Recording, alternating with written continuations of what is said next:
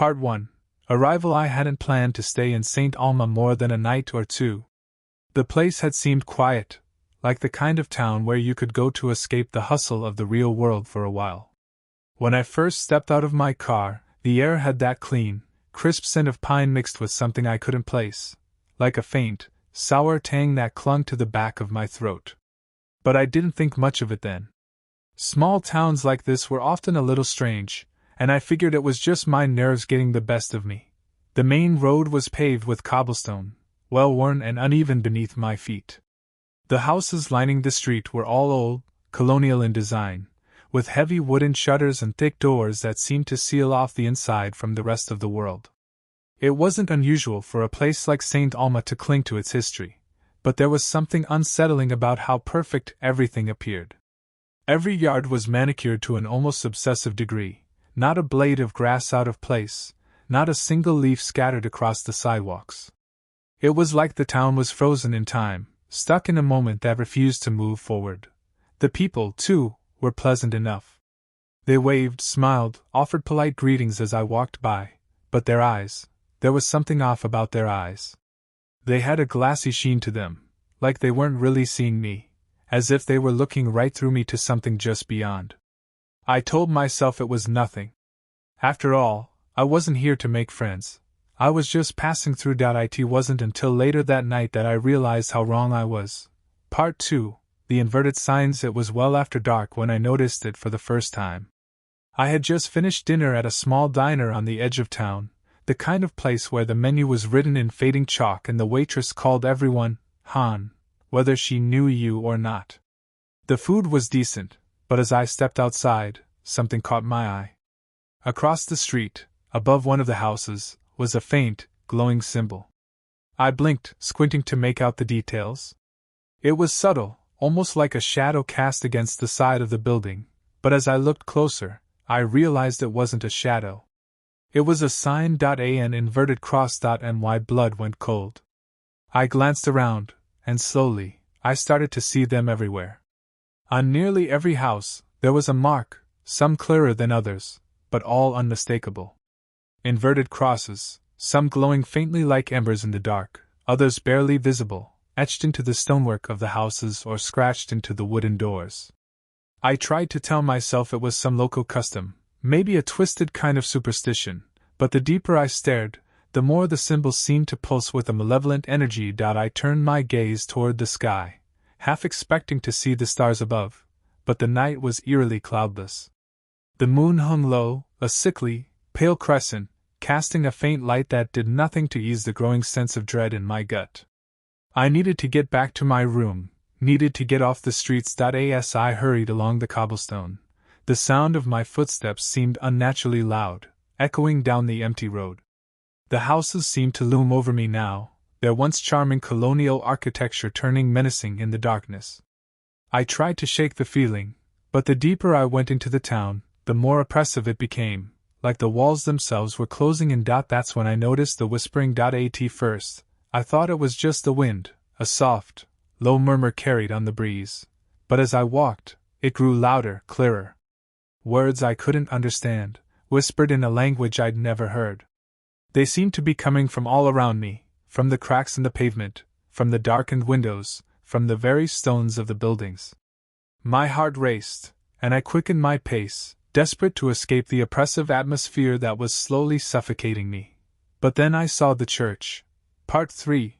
The church. I hadn't noticed it when I first arrived, but now it seemed impossible to ignore. Towering over the rest of the town, the church stood like a sentinel at the heart of St. Alma. Its spires pierced the sky, black against the pale moonlight, jagged and sharp like the talons of some great beast. The building itself was ancient, far older than any of the other structures in town, and made entirely of dark stone that seemed to absorb the light around it. I felt its pull immediately, like it was drawing me in, beckoning me to come closer. The entrance was massive, a set of heavy wooden doors bound with iron. The handles were shaped like serpents, their eyes made of red stones that gleamed in the darkness. Above the doors, carved into the stone archway, was a symbol I didn't recognize, but it filled me with an overwhelming sense of dread. It wasn't just an inverted cross, it was something far older, far darker. The lines were jagged, chaotic, as though they had been scratched into the stone by some monstrous hand, and the windows, there were no stained glass depictions of saints or angels here. Instead, the panes were black, as if the windows themselves were voids, portals into some endless darkness beyond. I couldn't see inside, but I could feel it, something watching me, something waiting. The architecture was grotesque, twisted in ways that defied logic. The spires weren't straight. They curved inward, spiraling like the horns of a demon. The gargoyles perched on the corners of the roof were not the typical grotesques of old cathedrals, but abominations, creatures with too many eyes, too many mouths, their forms twisted into shapes that hurt to look at for too long. And then there was the bell tower. It rose above the rest of the church, but there was no bell. Instead, at the top, there was a cage, an iron structure that looked like it had once held something far worse than a simple bell. Something that was now missing. I didn't want to go inside. Every fiber of my being screamed at me to run, to get as far away from that place as possible. But something was drawing me in, something stronger than fear. I had to know what was inside. Part 4. Jacob's revelation. It was only later that I met Jacob, after a restless night of half-formed dreams and unsettling whispers. I found him the next day in that diner, his eyes bloodshot, his hands trembling as he gripped the mug of coffee like it was the only thing keeping him tethered to reality. He told me about his mother, about how she had changed, how she had become something else in the night. But it wasn't until he told me about the artifact that I realized just how deep this nightmare went. I found it in the woods, Jacob said, his voice barely above a whisper. Near one of the ritual sites. They're all over the forest, hidden away like secrets waiting to be uncovered. The artifact, it's powerful, but every time I use it, I lose something. A part of myself. It's like it's feeding on me. What does it do? I asked, unable to hide the tremor in my voice. It can stop them, Jacob said, his eyes wide with desperation. It can stop the changes, the transformations. But the more I use it, the more it takes from me. I've already used it twice, and I don't think I have much left. Then why not leave? I asked, though I already knew the answer. Jacob shook his head. You can't leave. The roads don't go anywhere. The trails in the woods twist and turn until you end up right back where you started. Saint Alma, it doesn't let you go. I felt the weight of his words settle over me like a lead blanket. I had felt it too, the way the town seemed to close in around me, trapping me within its borders. The thought of escaping felt impossible, like trying to run from a nightmare that followed you wherever you went. What about the church? I asked, my eyes darting toward the dark spire that loomed over the town. Jacob's face paled, and for a moment, I thought he might bolt from the table. The church, it's the heart of it all. Whatever's in this town, whatever controls it, that's where it's coming from. That's where it's waiting. He leaned in closer, his voice dropping to a whisper. But there's something worse coming. I can feel it. They're preparing for something ancient. Something that's been waiting a long time. I swallowed hard, my throat dry. What do we do? Jacob stared at me for a long moment before reaching into his pocket and pulling out the artifact. It was small, fitting easily in the palm of his hand, but as soon as he set it on the table between us, I felt a strange energy radiating from it. It was warm to the touch, almost too warm, and covered in intricate carvings that seemed to shift and twist as I looked at them. This is our only chance, Jacob said. But it comes at a cost. Every time you use it, it takes something from you. Years of your life. Your strength. Your very soul. But it's the only way to stop them. Part V.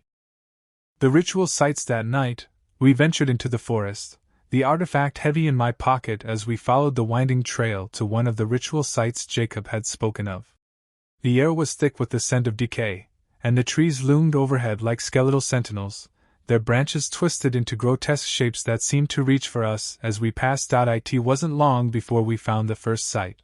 The clearing was small, barely more than a patch of dirt surrounded by trees, but the ground was covered in symbols, carved into the earth, etched into the bark of the trees, painted in what looked like blood on the stones that surrounded the center.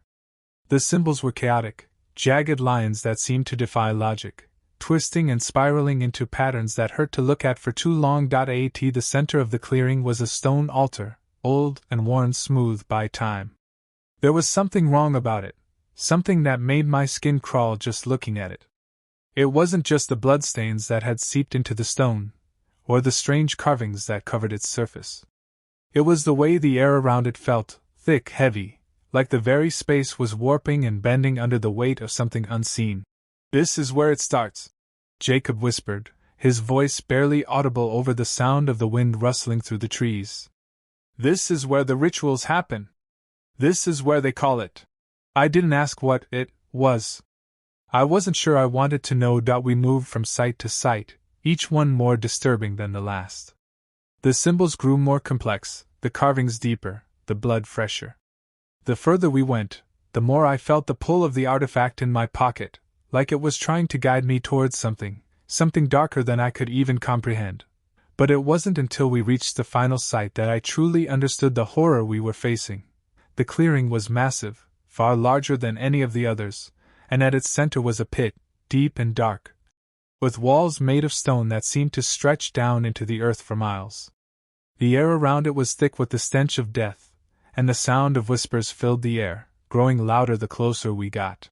"They've been doing this for centuries," Jacob said, his voice trembling with fear. "Calling to it. Worshipping it. Sacrificing to it. What is it?" I asked, my voice barely a whisper.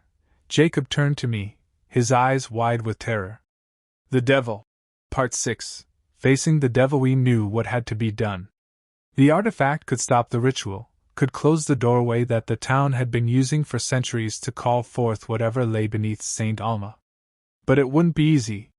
The townspeople wouldn't let us get close without a fight. As we made our way back to the church, the sky above us grew darker, the clouds thickening until they blotted out the moon entirely.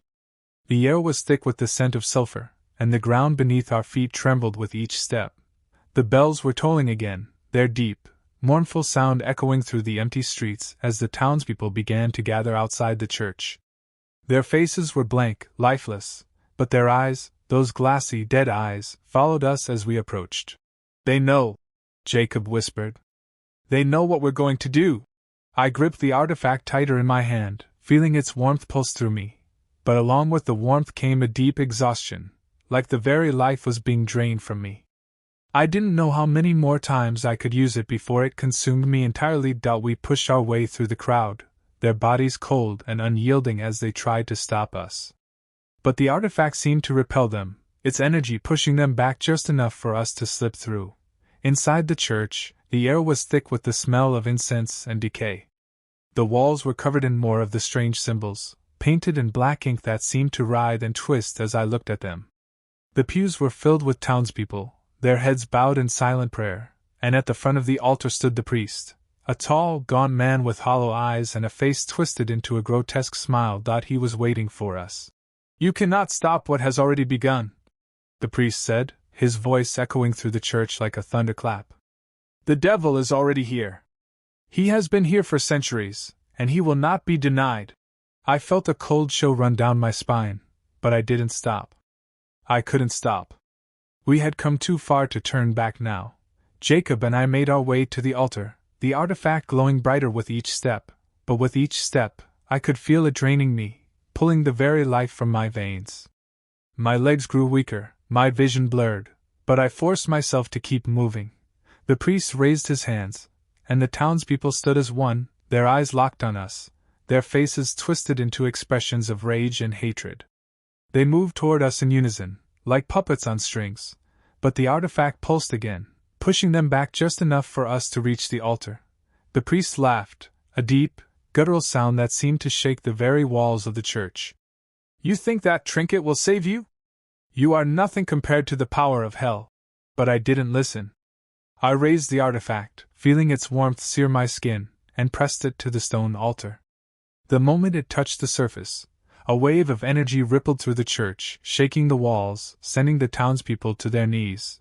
The priest screamed, his body twisting and contorting as the power of the artifact tore through him. I could feel the years of my life slipping away, could feel my strength draining with each second, but I didn't stop. I couldn't stop. The altar cracked, and the ground beneath us trembled as the doorway to hell began to close. The priest let out one final scream before his body disintegrated into ash, the last remnants of his soul consumed by the artifact. I collapsed to the ground, my body weak and trembling, but the artifact was still glowing, still pulsing with energy. The townspeople were gone, their bodies reduced to nothing more than dust and shadows. Jacob knelt beside me, his face pale and drawn. "You did it," he whispered, his voice filled with awe, but I didn't feel victorious. I felt empty. The years I had lost, the strength that had been drained from me, it was all gone, and I wasn't sure I'd ever get it back. The church was silent now, the doorway to hell sealed once more. But as I lay there, my body growing weaker with each passing second, I realized the truth. Saint Alma wasn't done with us. Not yet, and whatever lay beneath the surface, it was still waiting. The artifact glowed faintly now, its once searing light reduced to a dim flicker, as though it had exhausted itself alongside me. I lay on the cold stone floor of the church, gasping for air, my limbs heavy, my mind foggy with the weight of what had just happened. Jacob knelt beside me, his eyes wide with a mixture of awe and terror, though I could see the toll of everything etched into his face. He looked gaunt, as though the night had aged him years, and I knew he felt it too, the slow, creeping decay that came with using the artifact. But something was wrong. The air still felt thick, oppressive, like a storm cloud hanging just above us. The darkness in the church hadn't lifted, and the shadows that clung to the corners of the room seemed alive. I forced myself to sit up, my muscles screaming in protest, and glanced at Jacob. "We need to go," I whispered, but even as I said the words, I knew it wasn't over. The doorway was sealed, the priest gone, but the sense of dread hadn't disappeared. If anything, it had grown stronger. Jacob's eyes darted around the church, his hands trembling as he wiped sweat from his brow. "It's still here," he muttered. "It's not gone. It's just waiting." I followed his gaze, and that's when I saw it, something moving in the shadows. A figure, tall and gaunt, its limbs unnaturally long, its face obscured by the darkness. It moved slowly, deliberately, as though it had all the time in the world. My heart pounded in my chest, and I scrambled to my feet, clutching the artifact tighter in my hand. But the moment I stood, I felt it, a wave of exhaustion so deep it nearly knocked me back to the ground. The artifact had drained me, left me vulnerable, and now, whatever was in the church knew it. The figure moved closer, its steps echoing off the stone floor, though its form remained obscured by the dark. I could see its eyes now, glowing faintly in the gloom, two pinpricks of light, burning with a malevolent hunger. "This isn't over," Jacob whispered, his voice trembling. "This is only the beginning." I could barely think, the weight of the artifact pressing down on my chest like a leaden curse. Each breath I took felt heavier than the last, and I struggled to stay upright, to keep my vision from blurring. The figure stopped a few feet away, and for the first time, I could see its face. If you could call it that. Its skin was tight and gray, stretched over bone in a way that looked painful, unnatural. The eyes were sunken, black pits that seemed to draw in the light around them, and its mouth was too wide, jagged with rows of sharp teeth. It grinned at us, a grotesque smile that sent a shiver down my spine. "You've delayed him," it hissed, its voice like nails on glass, scraping against the edges of my sanity. "But the devil doesn't leave so easily. He'll come. He always does." I felt my blood run cold, the words sinking into me like a knife. This creature, this thing in front of us, wasn't the devil, but it was something worse in a way, his herald, his messenger, sent to drag us into the dark, to prepare us for what was coming. I tried to speak, tried to ask how we could stop it, but the words wouldn't come. My throat was dry, my mind too clouded with fear and exhaustion to form coherent thoughts. But Jacob seemed to understand. "Whatever you are," Jacob said, his voice shaking but determined, "you're wrong. The doorway is closed. We sealed it. There's no way for him to come through." The creature laughed, a deep, guttural sound that made the walls of the church tremble. "You think this church holds the only door? You poor, foolish child, there are many doors. And they are opening. Everywhere. The words hit me like a punch to the gut. I staggered, barely catching myself on the edge of the altar. We need to leave, I muttered, more to myself than to Jacob. But the creature's smile widened, its black eyes gleaming with something that looked disturbingly like amusement. Leave? Where will you go? There's nowhere you can run that he won't find you. You've already taken the first step into his world. The church trembled, the shadows around us growing thicker, more oppressive. The creature took another step forward, its skeletal hand reaching out, and I felt the cold wash over me like a wave, numbing my limbs, freezing my blood in my veins. He's coming for you, it whispered, its breath foul and hot against my skin. And when he does, there will be no escape. I clenched the artifact tighter in my hand, feeling its warmth pulse faintly in response. But the strength I needed wasn't there. Whatever energy it had given me before, whatever power it had used to banish the priest, was gone. And now, it was too late.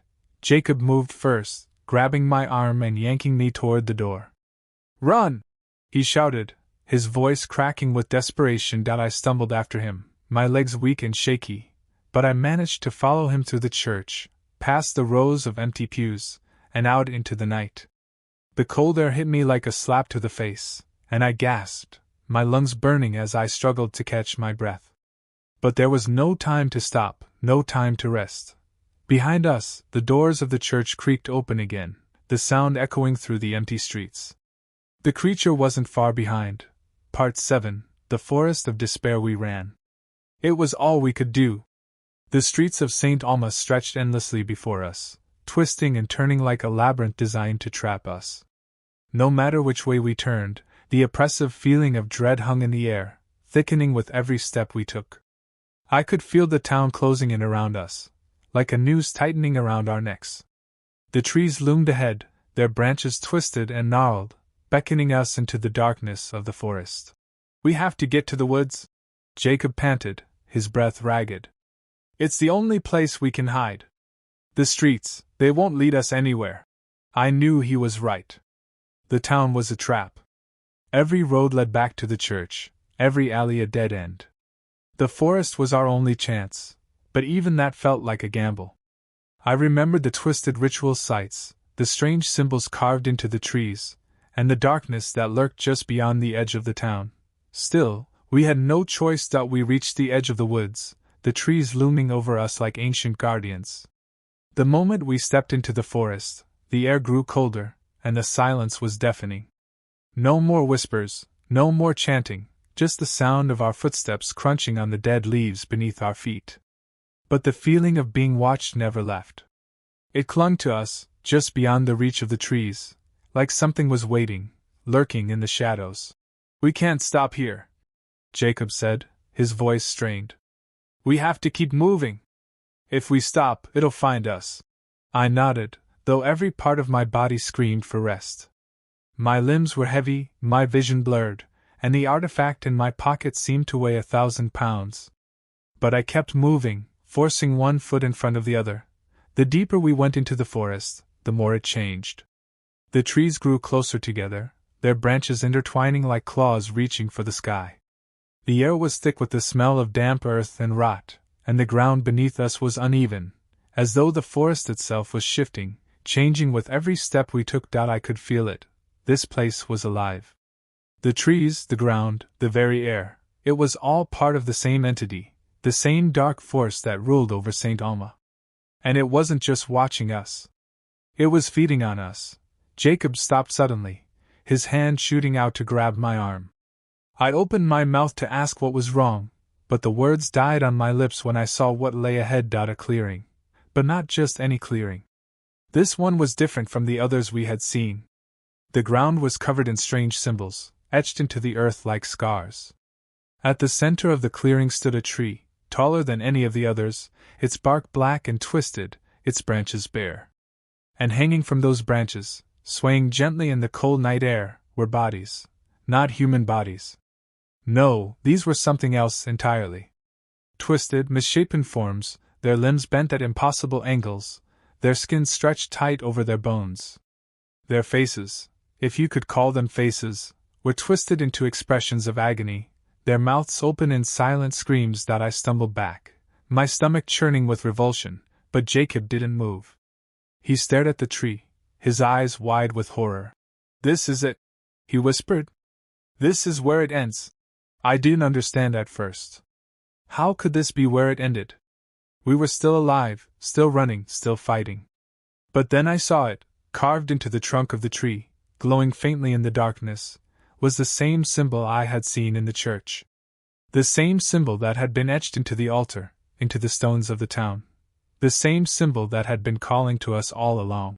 "This is the door," Jacob said, his voice shaking. "This is where it opens." I felt a chill run down my spine, and I backed away, my hands shaking as I fumbled for the artifact in my pocket. But when I pulled it out, it was dim, its light flickering weakly. Whatever power it had left, it wasn't enough. "Jacob, we have to leave," I said, my voice trembling. "We can't stop this." But Jacob didn't move. He stood frozen, his eyes locked on the tree, his face pale and drawn. "I can't leave," he whispered. "It won't let me." I grabbed his arm, trying to pull him away, but he didn't budge. His body was rigid, his gaze vacant, like he was trapped in some kind of trance. And then I heard it, a low, rumbling growl, coming from the depths of the forest. It grew louder, closer, until it felt like the very ground was shaking beneath our feet. "He's here," Jacob whispered, his voice barely audible over the sound of the growling. "The devil is here." My heart pounded in my chest, and I felt the overwhelming urge to run, to flee into the darkness of the woods. But I couldn't leave Jacob. Not now. Not when we were so close to the end. I turned back to the tree, the bodies swaying gently in the breeze, and I knew what I had to do. The artifact still flickered weakly in my hand, but I could feel the last remnants of its power coursing through me, giving me the strength to move. I stepped forward, my legs trembling, my breath coming in short, ragged gasps, and placed my hand on the trunk of the tree. The moment my hand touched the bark, a wave of energy surged through me, and the tree shuddered, its branches creaking and groaning as though it were alive. The symbols carved into the trunk began to glow brighter, and I could feel the power of the artifact draining from me, pulling the very life from my veins. But I didn't stop. The ground beneath us trembled, and the growling grew louder, more urgent, as though something was trying to break through, to tear its way into our world. I could feel the years slipping away from me, could feel my body growing weaker with each passing second. But I pushed on, forcing the last of the artifact's power into the tree. And then, with a deafening crack, the tree split in two. Part 8. The final confrontation. The earth shook violently as the tree's massive trunk splintered, sending chunks of twisted black bark flying through the air. I stumbled back, barely able to keep my footing as the forest roared around me, the ground heaving beneath my feet like some ancient beast rising from its slumber. The bodies hanging from the branches fell to the ground, their twisted forms crumpling into heaps, their silent screams frozen in death. But as the tree split open, I saw it. Something was coming through. A tear in reality itself had formed at the base of the tree, a black, swirling vortex that radiated a cold so intense it burned. The air around it crackled with energy, distorting the very fabric of the world. And from within that darkness, something moved. A figure. I couldn't see its face, not fully, but I could feel its presence, its immense, overwhelming power pressing down on me like a weight I couldn't bear. The air grew thick, choking, and my vision blurred as the figure stepped forward, its form twisting and shifting as though it was not bound by the same laws that governed our world. Jacob was on his knees now, staring up at the figure with wide, vacant eyes, his body trembling as though he was on the verge of collapse. I could see the fear in his face, the recognition that whatever was coming through that tear was far beyond anything we could comprehend. "The devil," Jacob whispered, his voice cracking. "He's here." I tried to move, tried to speak, but the air had become too thick, too oppressive. I could barely breathe, let alone fight. The artifact in my hand flickered once more, but its power was gone, used up, drained by the ritual. There was nothing left. The figure stepped closer, its form growing more defined as it emerged from the tear in the tree. It was tall, impossibly tall, its body covered in dark, shifting shadows that seemed to flicker and writhe like flames.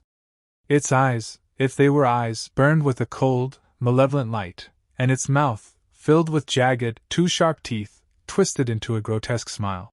"You think you can stop me?" it whispered, its voice low and resonant, like the rumble of thunder before a storm. "You think you can close the door?" I could feel its gaze on me, heavy and suffocating, as though it was peering into the very depths of my soul. It knew my fear, my weakness. It had been waiting for this moment, waiting for someone foolish enough to try and defy it. "You cannot stop what is already in motion," it said, its voice echoing through the forest. "This town belongs to me. These souls belong to me." I forced myself to stand, my legs shaking, my body weak, but I couldn't just give up. Not now. Not when we had come so far. But I had nothing left, no power, no strength. The artifact had drained everything from me, and now, I was nothing more than a shell. The figure took another step forward, its presence filling the clearing, its eyes burning with an otherworldly fire. The ground trembled beneath its feet, the trees around us groaning as though they were bowing to its power. And then I saw him. The old priest, the one who had stood silently in the back of the church while the townspeople gathered for their nightly rituals. He had always been there, watching, waiting, but I hadn't realized the truth until now. He had been under the devil's control the entire time, but something was different now. His eyes, once dull and lifeless, were filled with something else, something human. He was no longer the puppet of the devil, no longer the mindless servant of whatever dark force had taken control of this town. The artifact had freed him. With slow, deliberate steps, the priest approached the figure, his face pale and drawn but resolute. In his hands he held a small, silver crucifix, simple, unadorned, but glowing faintly in the darkness. The figure turned its gaze toward the priest, its smile fading into a snarl of rage. "You think you can defy me?" it growled, its voice like the grinding of stone. "You are nothing." But the priest didn't stop. He raised the crucifix, his hand trembling but steady, and spoke in a low, clear voice. "By the power of God," he said, "I cast you out." The figure roared, its body flickering and shifting, as though it was being pulled apart by some unseen force. The air around us crackled with energy, the ground trembling beneath our feet as the figure writhed in agony, and then, with a deafening scream, it was gone. The tear in the tree snapped shut, the darkness that had filled the clearing dissipating like smoke in the wind. The forest was silent once more, the air cold and still. I collapsed to the ground, my body too weak to stand, my vision fading as exhaustion overtook me. The last thing I saw was the priest, standing over me, his face weary but calm. "You did it," he whispered, his voice soft and steady. "It's over." But even as the darkness closed in around me, I knew the truth. It wasn't over. Not yet. Part 9, the final price. When I awoke, the forest was gone. I was lying on the stone floor of the church again, the cold seeping into my bones. The priest was gone, the pews were empty, and the altar was cracked, the symbols that had once glowed with malevolent energy now faded and lifeless. The artifact lay beside me, its light extinguished, a cold, dead weight. I was alone. I tried to sit up, but my body refused to obey. My limbs felt heavy, my head clouded with a fog I couldn't shake. The years I had lost, the strength that had been drained from me, it was all catching up now, and I wasn't sure how much longer I could hold on. But even in my weakened state, I could feel it, something still lingering in the air, a presence that hadn't been fully banished. The devil had been cast out, but the town was still his. The people, the streets, the very stones of St. Alma, they all belonged to him. I knew then what the final price would be. The artifact had saved us, had closed the door, but it had taken too much from me. I wasn't going to leave this place. Not alive, anyway. But maybe, just maybe, I could make sure no one else ever suffered the same fate. With what little strength I had left, I reached for the artifact, feeling its cold surface in my hand. There was no light now, no warmth, but I knew it still held power, enough for one last act. I would seal the town. I would bury St. Alma, bury its secrets, its darkness, and make sure no one ever found it again. The road would vanish, the forest would close in, and the town would be forgotten, erased from the map, from memory, from existence. It was the only way to end the nightmare. And as I lay there, the artifact growing colder in my hand, I felt a strange sense of peace. The weight of the years, the exhaustion, the fear, it all faded away, leaving nothing but quiet. And in that quiet, I heard a voice, soft, gentle, familiar. "You've done enough," it said. "Rest now." And so I did. The last thing I saw before the darkness took me was the faint glow of the artifact, flickering one last time. And then, there was nothing.